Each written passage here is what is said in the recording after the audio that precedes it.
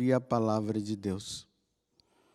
Jesus viu 2 barcas paradas na margem do lago. Os pescadores haviam desembarcado e lavavam as redes. Subindo numa das barcas, que era de Simão, pediu que se afastasse um pouco da margem. Depois sentou-se e da barca ensinava as multidões. Quando acabou de falar, disse a Simão: avança para as águas mais profundas e lançai vossas redes para a pesca. Simão respondeu: Mestre, nós trabalhamos a noite inteira e nada pescamos, mas, em atenção à tua palavra, vou lançar as redes. Assim fizeram, e apanharam tamanha quantidade de peixes, que as redes se rompiam. Então fizeram sinal aos companheiros da outra barca, para que viessem a ajudá-los. Eles vieram e encheram as 2 barcas a ponto de quase afundarem. Ao ver aquilo, Simão Pedro atirou-se aos pés de Jesus, dizendo: Senhor, afasta-te de mim, porque sou um pecador. É que o espanto se apoderara de Simão e de todos os seus companheiros por causa da pesca que acabavam de fazer. Tiago e João, filho de Zebedeu, que eram sócios de Simão, também ficaram espantados. Jesus, porém, disse a Simão: não tenhas medo. De hoje em diante, tu serás pescador de homens. Então, levaram as barcas para a margem, deixaram tudo e seguiram a Jesus. Palavra da salvação.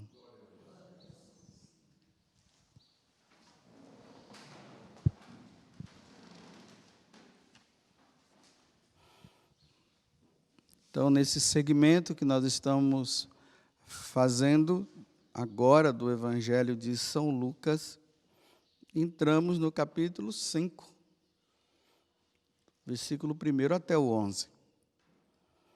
Não sei se vocês perceberam, né? Desde segunda-feira, tudo estava centrado na pessoa de Jesus. Jesus entrou na sinagoga de Nazaré. Depois, Jesus entrou na sinagoga de Cafarnaum. Depois, ele foi para a casa da sogra de Pedro. E agora, ele está ali pregando no mar da Galileia. Quem já teve a oportunidade de ir na Terra Santa sabe o quanto que aquele lago é bonito, né? Muito bonito. Ali, além de ser chamado o Lago de Genezaré, ele também tem o nome de Lago de Tiberíades, em honra ao imperador Tibério. Também se fala o Lago da Pesca Milagrosa, e também o lugar onde Jesus convocou, chamou os discípulos. Então vejam que agora Jesus ele começa a fazer algo. Ele precisa agora formar pessoas para que possa dar continuidade à obra dele. Assim, porque depois ele iria ter que voltar para a casa do Pai. Ele iria morrer, ressuscitar ao 3º dia. Depois ele teria que voltar para o céu. Mas era preciso que tivesse os seus continuadores da obra de redenção. Ele precisa de homens que possam dar essa continuidade. Ele poderia precisar ele poderia colocar anjos? Não. Ele quis homens. Por isso que na carta aos Hebreus diz, né, que o sacerdote é aquele que é tirado do meio do povo para oferecer sacrifício a Deus pelos seus pecados e pelos pecados da humanidade. São pessoas perfeitas? Não, não são pessoas perfeitas, mas que devem buscar a perfeição. Então agora está ali. Então ele chama Pedro, Tiago e João, que eram pescadores, e ele deixa bem claro, né, para eles que a partir daquele momento eles não iriam pescar mais peixes, mas pessoas. Não sei se vocês se recordam que ontem eu estava dizendo, né, que Jesus, ele carregava dentro do coração dele um grande desejo de salvar pessoas, ou melhor, ele tinha que arrancar os homens das garras de Satanás. Porque, assim como Jesus tem a missão de nos salvar, Satanás tem a missão de nos perder. Então, Jesus vem para arrancar. E quando ele está dizendo para Pedro, Tiago e João, de hoje em diante vocês serão pescadores de homens, ele está dizendo isso para esses apóstolos. Vocês vão fazer agora um trabalho diferente. Vocês não vão mais se doar na pesca de peixes, mas numa doação completa na pescaria de homens. É preciso pescar. Aonde tiver homens e mulheres afastados de Deus, é preciso que vocês estejam lá para trazer eles de volta, porque eles precisam se salvar. Quando Deus chama um seminarista, um jovem, para o sacerdócio, dentro do coração desse jovem deve ressoar isso. Desejo de salvar pessoas. Não existe, olhando pelo lado humano, né, trabalho mais sublime na face da terra do que esse. Levar os homens para o céu. Aonde existia alguém que está longe de Deus, levá-lo. Mas para isso Jesus deixa bem claro, é preciso deixar tudo. Imagine, o Pedro era até sócio lá, né? Então deixou a sociedade dele, deixou a pescaria, deixou tudo para entrar nessa escola de Jesus, onde eles iriam durante aqueles 3 anos aprender como é que se faz para levar uma alma para o céu. Não é uma coisa muito fácil, não. Tem que ter muita vida em Deus. Aí hoje de manhã, quando eu estava me preparando para o sacrifício da missa e meditando essa passagem, a primeira coisa que eu fiz foi rezar um texto. Fui lá rezar o texto, dizendo para Nossa Senhora, para que pudesse vir para a igreja sacerdotes sábios e santos. Sábios e santos. Não de sabedoria humana, mas da sabedoria sobrenatural. Aquela sabedoria que vem do céu. Aquela sabedoria que na hora que o sacerdote fala, diante de qualquer situação existente no mundo, nesse mundo que nós vivemos hoje, com tanta coisa que aparece, o sacerdote ele tem a palavra de sabedoria, a palavra certa, para que aquela pessoa possa entender que o caminho é esse, para que ela não possa se desviar. Mas para isso é preciso ser santo. Sem santidade não se tem essa sabedoria. Na primeira leitura, Paulo estava até falando, né? Não, que não é nada de sabedoria humana, é sabedoria que vem do céu. Veja como hoje nós precisamos rezar e pedir à Virgem Maria que realmente isso aconteça. Que em qualquer parte do mundo, aonde quer que exista um rapaz que aqui eu estou falando da vocação sacerdotal, não estou falando da vocação em geral, né? Mas a vocação sacerdotal, que na hora que Jesus, indo ao encontro desse jovem, porque a iniciativa é de Deus, não é do jovem, é de Deus.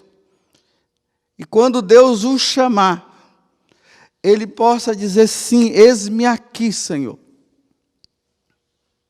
Mas que a partir daquele momento ele possa ir para o seminário com o desejo de se tornar um grande pescador de homens, que vai oferecer o sacrifício de Cristo pela redenção da humanidade. Que ele, naqueles desejos naturais que eles têm, até de se casar, ele possa entender que não, Deus não me chama ao matrimônio, embora eu esteja até gostando dessa ou daquela moça, mas Deus me chama para isso. Que missão grandiosa! Arrancar almas das mãos de Satanás para levá-las para a eternidade. Para que eles sejam, transformar aqueles homens santos, aqueles homens em homens santos, de pecadores a santos, para que sejam dignos do reino dos céus. Uma vez eu falava para um seminarista, eu disse assim: olha, tome cuidado para você não se tornar um técnico de futebol em vez de um sacerdote. Por que eu falei isso? Só fala de futebol. Não é que os seminaristas, todos no seminário, só fala de futebol, futebol, futebol. Tudo é futebol. Então, meu filho, está no lugar errado. Você está... Os times de futebol aí estão precisando de bons técnicos. Você, pelo jeito, vai ser um bom técnico de futebol. Vai, se prepara. Mas no seminário não é lugar para ficar só pensando e falando de jogo, campeonato. Aí Série A, Série B, Série C, não sei o quê. Aquele fogo pelo futebol, em vez de ter um fogo por Deus, pelas coisas de Deus, desejoso de se tornar um homem sábio e santo. Porque o sacerdote é aquele que administra os mistérios de Deus. Ele não administra futebol, é administrador dos mistérios de Deus. O sacerdote, ele é chamado para tratar aqui na terra de todos os negócios referentes a Deus. É para isso, tudo que estiver relacionado a Deus, ele está ali. É uma classe inteiramente consagrada ao serviço de Deus. É preciso olhar para o sacerdote e pensar, é um homem de Deus. Mas por que eu falei isso para esse seminarista? Porque um dia eu fui convidado para participar de um aniversário de um sacerdote.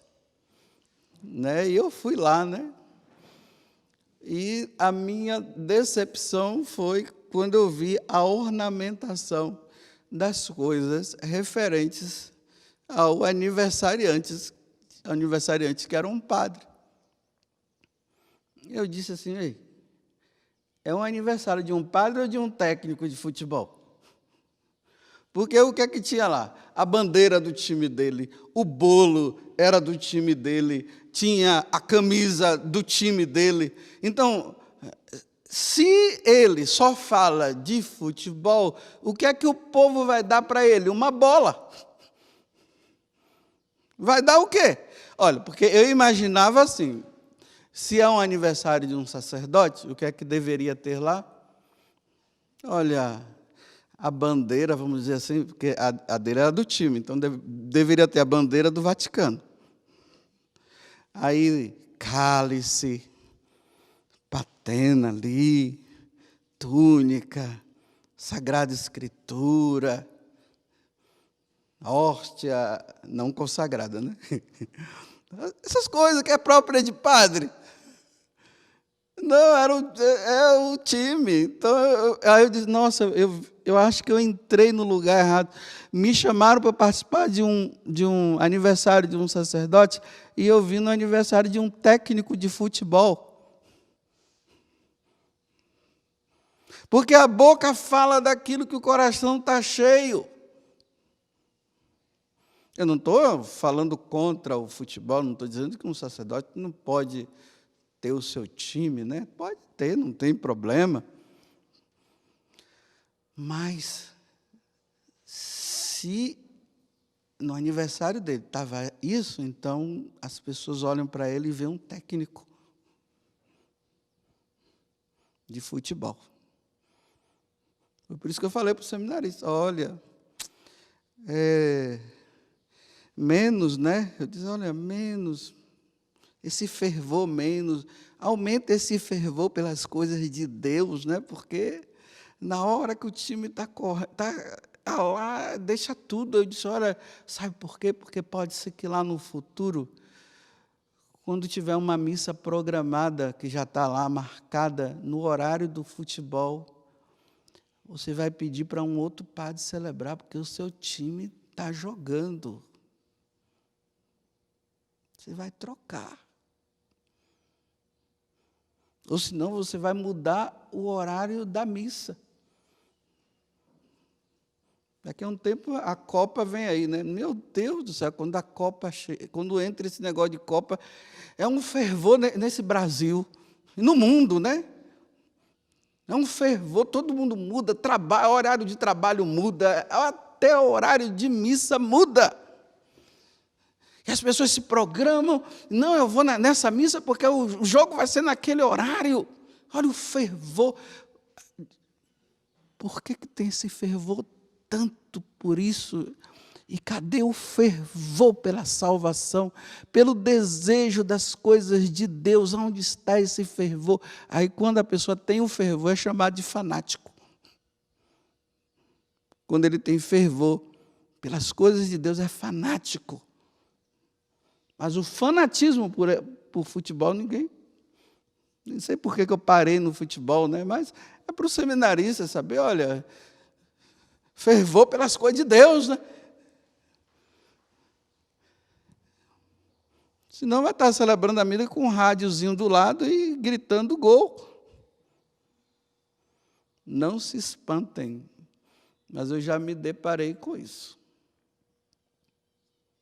Radinho do lado, gol! Celebrando a missa, gol! Meus irmãos, eu quero celebrar essa missa oferecendo pelo jogo que vai ter hoje. Rapaz, pelo amor de Deus, com tanta alma para salvar, você está colocando na intenção de missa jogo de futebol para o seu time ganhar.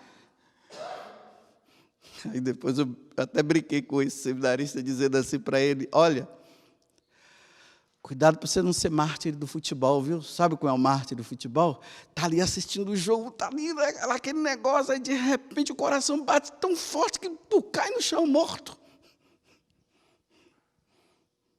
Que não aguenta, né?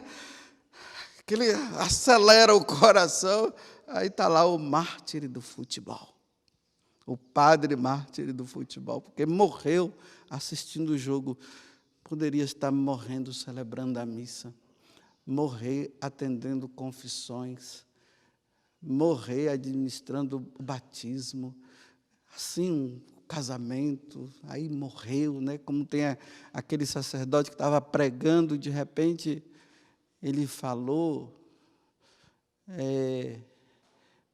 obrigado, meu Deus, alguma coisa assim, e de repente ele caiu no chão, o pessoal foi lá para ver, e o homem já tinha morrido, já tinha ido embora.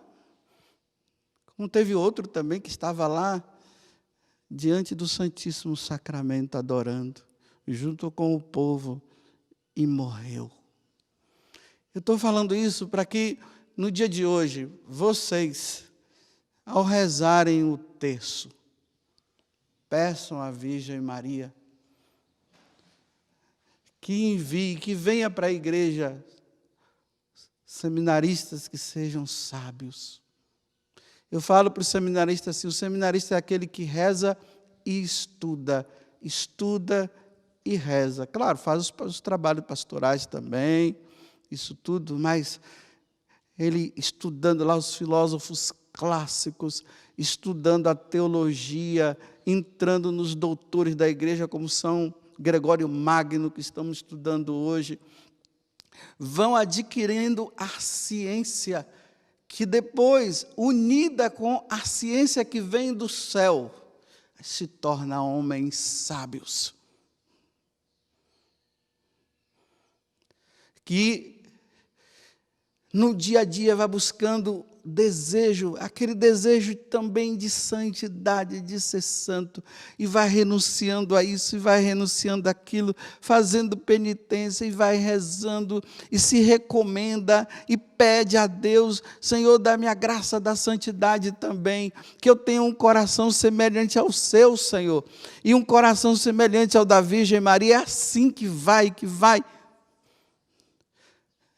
Aí, além de ser um sacerdote sábio, é santo, porque ele pode se tornar sábio, sabe tudo da doutrina da igreja, sabe tudo, mas não exala a santidade,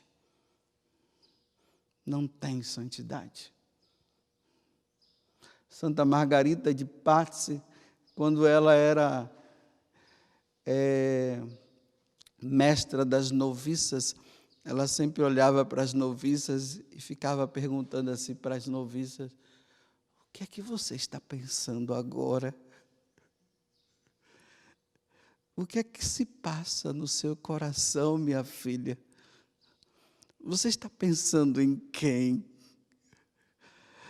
Então ela estava suscitando no coração das noviças, para que as noviças pudessem entender que o coração delas tinha que estar em Deus.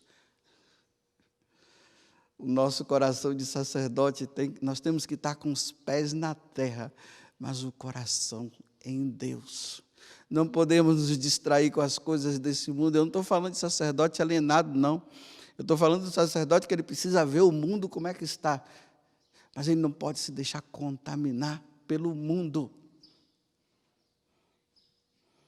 Porque o que Satanás vai fazer com o seminarista é o quê?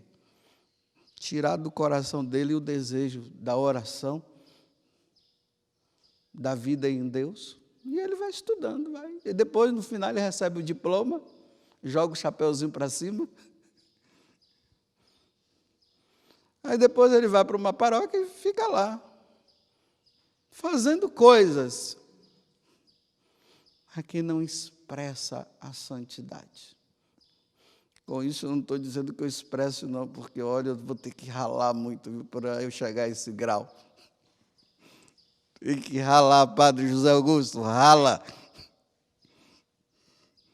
Porque é necessário.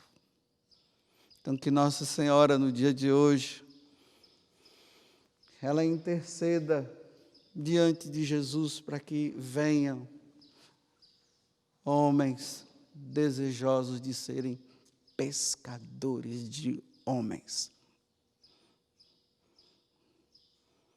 Tem um antigo hino, né, de Nossa Senhora da Penha. Eu sou da Bahia, mas morei em Vitória. Eu fiz até a filosofia lá em Vitória, do Espírito Santo, numa congregação religiosa que chama-se Filhos de Maria Imaculada. Mas o nome do fundador é Ludovico Pavone. Ele foi canonizado ano passado, me parece, junto com a Elizabeth da Trindade, está lá ele. Mas é conhecido como pavonianos, né, por causa do fundador, Ludovico Pavone, pavoniano. Antes de eu vir para a Canção Nova, foi ali que eu também me formei. E agradeço muito ao padre Antônio, que me ajudou muito. Mas lá em Vitória tem a padroeira, Nossa Senhora da Penha. E tem o hino de Nossa Senhora da Penha. E um dos refrões, e eu quero terminar essa homilia com um desses refrões. E o refrão é cantado dessa forma. Mas sacerdotes, ó Mãe, envia sábios e santos. Ave Maria, Ave, Ave, Ave Maria, Ave, Ave, Ave Maria. Louvado seja nosso Senhor Jesus Cristo e a nossa Mãe Maria Santíssima.